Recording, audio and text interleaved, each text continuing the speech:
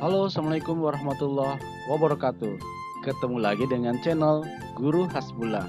Nah, adik-adik sekalian, saat ini kita akan belajar tema 2, subtema 3, pembelajaran 1 di kelas 6.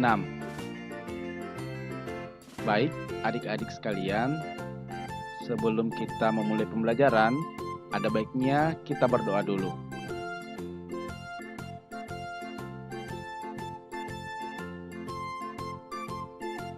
Bagi adik-adik yang sudah berdoa, jangan lupa subscribe channel ini.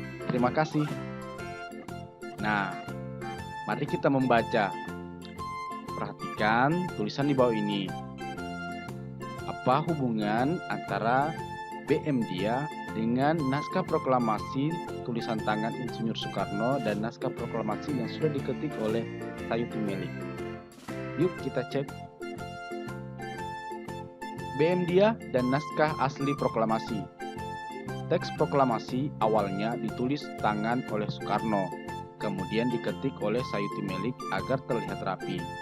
Teks asli tersebut kemudian dibuang ke tempat sampah. Salah seorang pemuda yang ikut hadir pada saat persiapan proklamasi kemerdekaan adalah BM Dia. Ia mengambil naskah asli dari tong sampah dan disimpannya.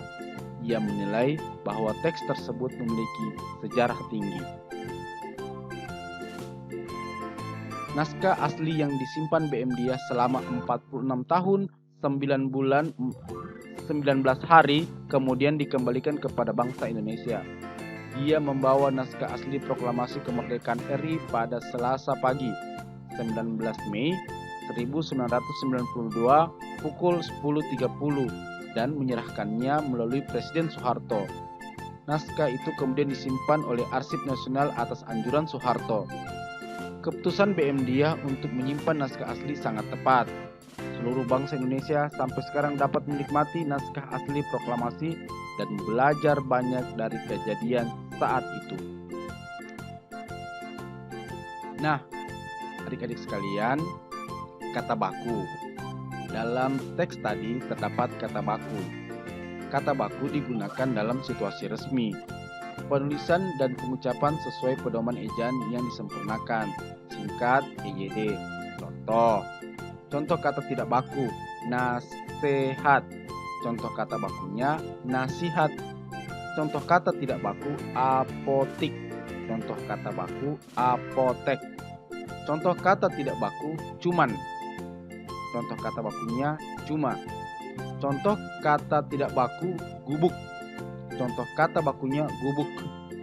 Contoh kata tidak baku, jadwal. Contoh kata bakunya, jadwal. Nah, sekarang tugas kalian adalah kembangkan informasimu dengan memperhatikan kata baku. Jangan lupa menggunakan kalimat efektif. Apa, mengapa, siapa, di mana, kapan, dan bagaimana. Nah, adik-adik sekalian, siapa yang memiliki tanaman di rumahnya? Tanaman sangat berguna bagi kehidupan manusia. Salah satunya adalah untuk membersihkan udara. Banyak penduduk Indonesia memanfaatkan tanaman sebagai pagar atau hiasan rumah. Beluntas adalah tumbuhan semak. Tumbuhan ini bercabang banyak, berusuk halus, dan berbulu banyak. Beluntas dapat tumbuh di daerah kering, tanah keras, dan berbatu. Tingginya bisa mencapai 3 meter. Dengan habitat dan ciri fisiknya tersebut, beluntas banyak dimanfaatkan sebagai tanaman pagar. Banyak rumah-rumah menggunakan beluntas sebagai pagar hidup. Selain tumbuhan, hewan juga berguna bagi kehidupan manusia. Contohnya keong sawah atau tutut hidup di perairan dangkal yang berdasar lumpur. Keong sawah banyak hidup di sawah, rawa-rawa, pinggir danau, dan pinggir sungai kecil. Keong sawah berguna untuk membersihkan lumut di dalam kolam ikan. Keong membersihkan lumut atau rumput yang biasanya tumbuh mengambang di atas air. Nah, mari kita membaca bersama. Manfaat hewan bagi manusia dan lingkungan. Pertama, sebagai penghasil bahan pangan. Manusia memanfaatkan hewan untuk bahan makanan seperti daging, telur, dan susu. Kedua, penghasil bahan sandang. Hewan memiliki manfaat terkait kebutuhan sandang seperti kain sutra yang berasal dari serat kepompong ulat sutra. Domba dapat menghasilkan wol. Kulit hewan seperti sapi dan kerbau dimanfaatkan dalam pembuatan jaket. Ketiga, penghasil bahan kerajinan kulit.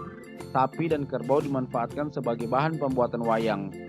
Selain itu, bulu angsa dimanfaatkan untuk pembuatan kop. 4. Penghasil pupuk organik. Kotoran berbagai jenis hewan seperti sapi dan kambing dapat digunakan sebagai bahan pembuatan pupuk organik yang baik dan tidak membahayakan bagi lingkungan. 5. Penghasil tenaga. Tenaga gajah dimanfaatkan untuk mengangkut kayu. Tenaga kuda dimanfaatkan untuk menarik delman. Tenaga kerbau dimanfaatkan untuk membajak sawah. Tidak hanya hewan, tumbuhan pula bermanfaat bagi kehidupan manusia dan lingkungan. Pertama, sebagai bahan makanan. Bagian tumbuhan yang dapat digunakan untuk bahan makanan adalah batang, daun, bunga, buah, dan biji. 2. Bahan sandang.